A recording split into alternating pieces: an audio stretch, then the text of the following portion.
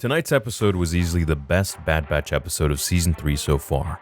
As we start off from Episode 6's double feature, the assassin clone who I think is Cody survives the rubble explosion and makes his way out. As the Bad Batch and Rex find their ways out as well, we see Wolffe landing down and noticing the 501st clones are dead. When the assassin shows up and tells him that they are enemies and that Omega, the target, is inside, his answers are extremely bleak as he tells Wolffe that his information is classified. Clearly, his ranking, while not higher than Wolffe's, is loyal to a higher in command of the Empire.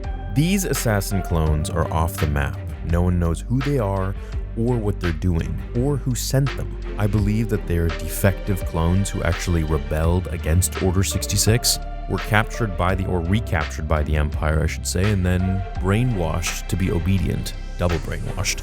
Maybe their inhibitor chips were cranked up to maximum or something. It's a game of cat and mouse for a bit in this episode as Wolffe leads his men to trap the Bad Batch, as the assassin clone makes his own way and finds a route to try and get them himself. There's a lot of tension between Wolffe and the assassin as he keeps defying orders. Wolffe wants her alive, and the assassin just wants to kill.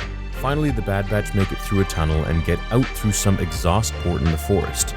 This is where we start to see more of a dynamic and character development with Crosshair and Omega as he starts to berate her a little bit, and it shows that he's taking care of her and wants her to be equipped to survive. He's becoming very soft on her, and I think that their connection is going to be much stronger than hers and Hunter's. As we saw at the start of episode 6, they were both using a toothpick in the same manner, so I think she's taking after him a lot. One of the 501st asks Crosshair why he's nice to the kid, how he's switched up, and he says that he used to think the Empire was all about loyalty, but soon realized that it was one-sided, and that Omega is the actual one who is loyal, so his mind has changed. As Rex leads the Bad Batch to the landing zone, they are apprehended by the assassin when Crosshair goes for him and gets beaten up badly. He clearly has lost his edge and abilities, and it makes me wonder, like many during the watch party, if his powers were somehow extracted and given to someone else. Maybe this guy. Or heck, maybe it's a girl. Maybe it's Asajj Ventress, which I highly doubt, but who knows. Almost being drowned by the assassin clone, he is finally saved by one of the 501st who use a stun blast on the assassin, knocking him out and sending him over the edge of the waterfall. Now, you might think he's dead, but of course at the end of the episode we see him wash up, and many might be wondering how is this possible? Well, his suit and helmet will allow him to breathe and protect him until he wakes up. As they all run to the landing, Wolffe and his men land down, and once they get out, Rex recognizes him. And so does Wolffe. They lower their blasters on both sides, and Wolffe questions how he's alive. That report said he went down on the cruiser during Order 66 with Ahsoka. Well, he didn't mention Ahsoka, but he says that he went down on the ship during Order 66. Rex tells him the truth about Tantiss, that the Empire is harvesting their brothers and performing experiments on them, and that's what they want with Omega. Wolffe says that he's a soldier, and good soldiers follow orders, basically. But Rex pushes and tells him to open his eyes, that he's hunting little Omega. Why?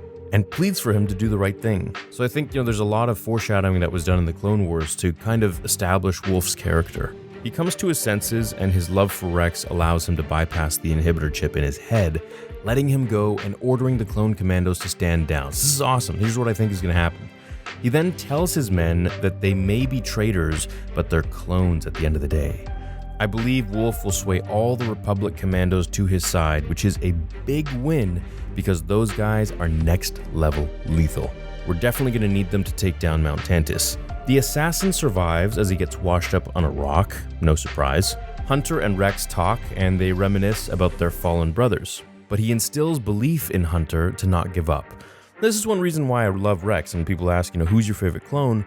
Rex is really one of them because he's always the most hopeful and optimistic of almost any Star Wars character, even when all odds are against him, even when the main characters themselves give up, like Ahsoka or Hunter. His resolve is always strong and he never doubts.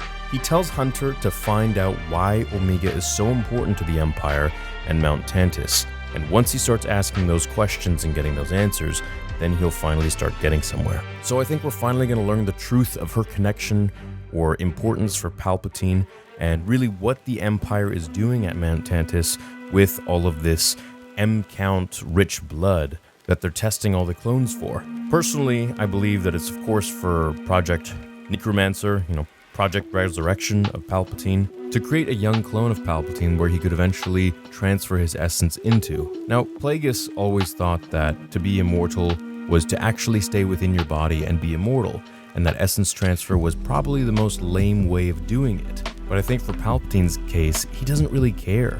He doesn't really agree with Plagueis in that sense, or maybe he just doesn't know how to actually become fully immortal in the true sense that a Sith would want to be. I personally think in the next few episodes, we're going to really start to understand the very nefarious things that Palpatine is up to and why the M-count is so important to the Empire.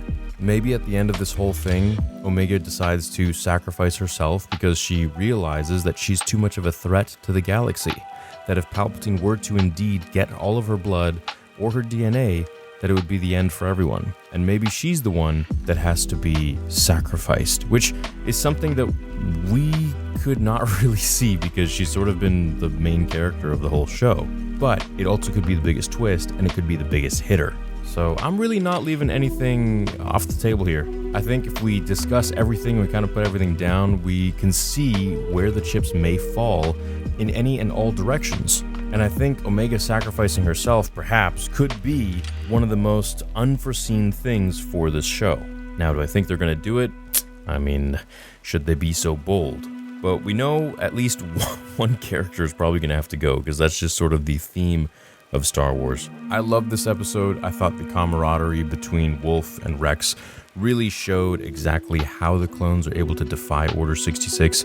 Some of them just have really strong resolve, and when you're able to reason with them with a Trojan horse, and I call it that because I think since Rex is a clone and has such fond memories with Wolffe through battle and out, that Wolffe is able to actually understand exactly what's going on and kind of reason and think critically for himself instead of being brainwashed and blindly following his orders like a good soldier. I think the next episode we're going to see some really interesting stuff with Mount Tantiss, and this is the beginning of Wolffe turning into one of the good guys and taking his whole clone commandos with him.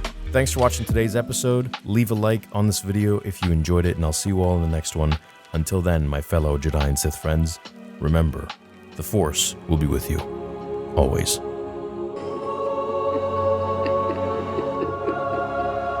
Now, fulfill your destiny.